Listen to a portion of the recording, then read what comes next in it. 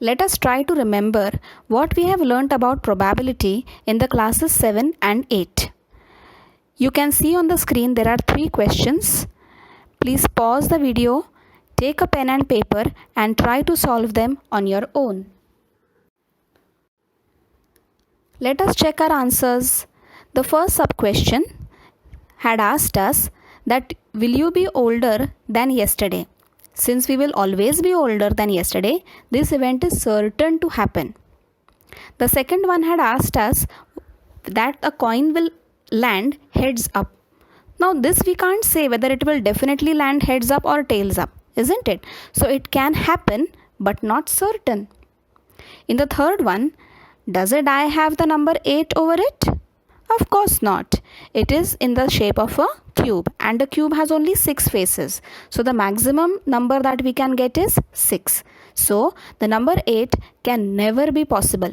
So this can be called as an impossible event.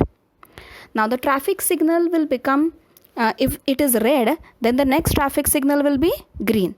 And just now if it is green, then the next traffic signal will be red. So this event is, it can happen, but we cannot be certain of it. Now, tomorrow can be a sunny day or a cloudy day or a rainy day. So, this event which they have given can happen, but we cannot be certain about it. Next question. Now, the possible outcomes in a die are how many? 6. Out of this, how many times can we get 2? Only once, isn't it? So the number of times we can get 2 upon the total number of possible outcomes will be the probability of getting the number 2. So it is equal to 1 upon 6. Similarly, the probability of getting the number 5 will also be 1 out of 6. Next question. A coin has only 2 outcomes, either heads or tails, correct? Now in that the total number of outcomes, as we said, will be 2. So the number of outcomes that we can win the toss, either you have chosen heads or tails. So it can be 1 chance out of 2. Let us summarize what we had learnt in 7th standard. We had learned that there are certain experiments whose outcomes have an equal chance of occurring. Now when we toss a coin, we can either get a heads or a tails. Both of them have an equal chance of occurrence, correct? Secondly, a random experiment is one whose outcome cannot be predicted exactly in advance. For example, with the same consideration, the captain of a cricket team doesn't know whether the coin is going to land with a heads up or a tails up, isn't it? Thirdly, we learned that outcomes of an experiment are equally likely if each has the same chance of occurring. So the chance of occurrence of heads is also 1 upon 2 and that of tails is also 1 upon 2. Hence, we can say probability of an event is nothing but number of outcomes that makes an event out of, that means upon, the total number of outcomes of the experiment, when the outcomes are equally likely. The fifth one or more outcomes of an experiment make an event. So the getting a heads is an event or getting a tails is also an event. Lastly, we said that chances and probability are related to real life. This is the most important thing. When we are trying to say whether the day will be cloudy tomorrow or sunny tomorrow, we are trying to predict something with the help of chances and probability. We are trying to predict how the day will be. Thus, this is the importance of knowing probability. Let us try to remember what we have learned in 8th standard with the help of this example. Please pause the video and try to solve on your own. As you must have seen, first of all you should know the concept of prime numbers when you solve this question. What are prime numbers? They are numbers which have only 2 factors, themselves and 1. So 2, 3, 5, 7, so on and so forth are all prime numbers. Now, with respect to the die, how many prime numbers will be there in the picture? Only 2, 3 and 5. How many non-prime numbers will be there in the die?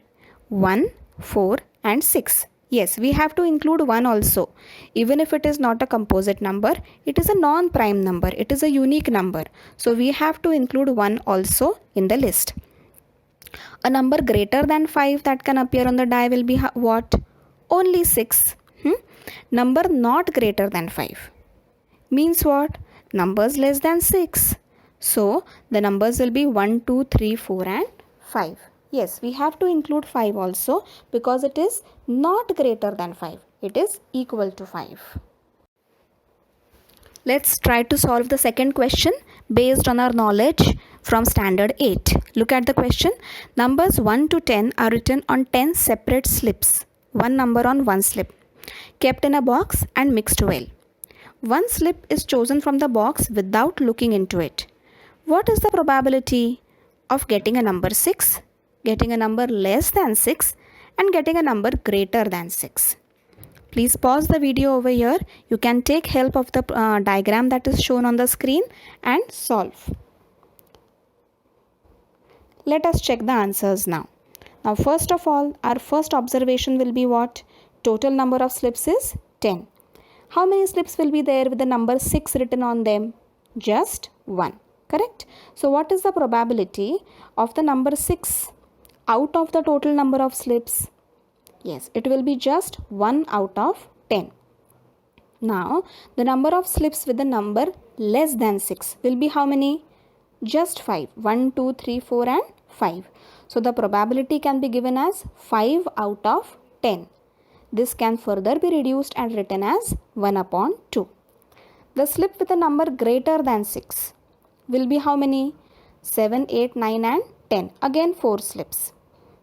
So the probability can be given as 4 out of 10. This can be further reduced as 2 out of 5. So in standard 8, we had revised whatever we had learnt in 7th standard and also seen what is a trial, what is an experiment and what is an event. A trial is nothing but an action which results in one or several outcomes. As we said, for example, each toss of the coin and each throw of the die are called trials. An experiment is defined as an action or process that results in well-defined outcomes.